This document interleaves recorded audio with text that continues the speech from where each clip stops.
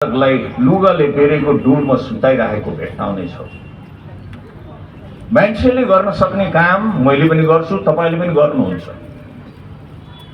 तर परमेश्वरले जब गर्नुहुन्छ त्यो आश्चर्य कर्म गर्नुहुन्छ।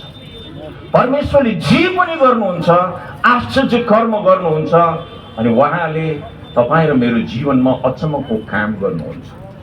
उहाँको प्रतिज्ञा उहाँको जीवित वचनमा यसरी छ, आँखाले नदेखेको, कानले नसुनेको, मनले नचिताएका कुराहरू म तिम्रो लागि गर्नेछु।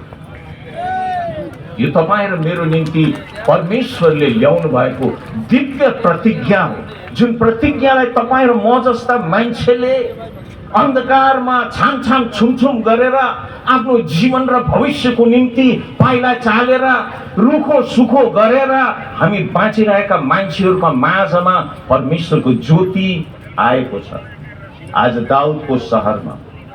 किनभने यो इतिहासको घटना हो, यो कुनै मान्छेले बनाएको कल्पनाको यो पाना होइन, यो इतिहासको घटना हो जुन इतिहाससित तपाईँ र मेरो जीवन चाहिँ जोडिएको छ।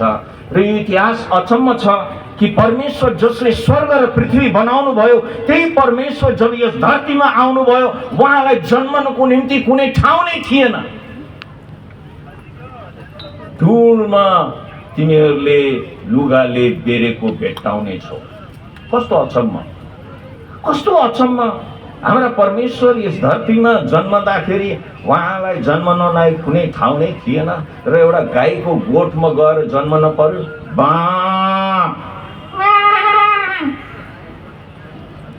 गोठ कसले चिनेको छैन? एउटा नेपालीको छोरा छोरी भएपछि त गोठ भन्ने कुरा त हाम्रो जीवनसित गाँसिएको छ।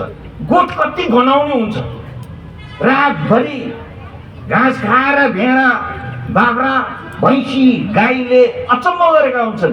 बिहान उठेर भकारी फाल्न पर्ने हुन्छ। यस्तो गनाउने ठाउँमा परमेश्वरको जन्म भयो।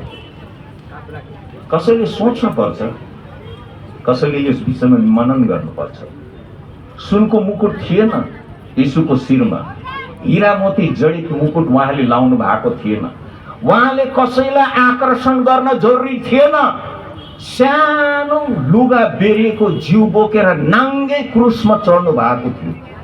उहाँसित केही थिएन ताकि तपाईँ र मसित केही हुन सकोस्। सबभन्दा पहिलो कुरो हाम्रो पापको क्षमा हुन सकोस्। पापको ज्याला मृत्यु हो। पापको ज्याला कुनै दान होइन, दक्षिणा होइन। पापको ज्याला मृत्यु हो र हरेक मान्छे पापी हो।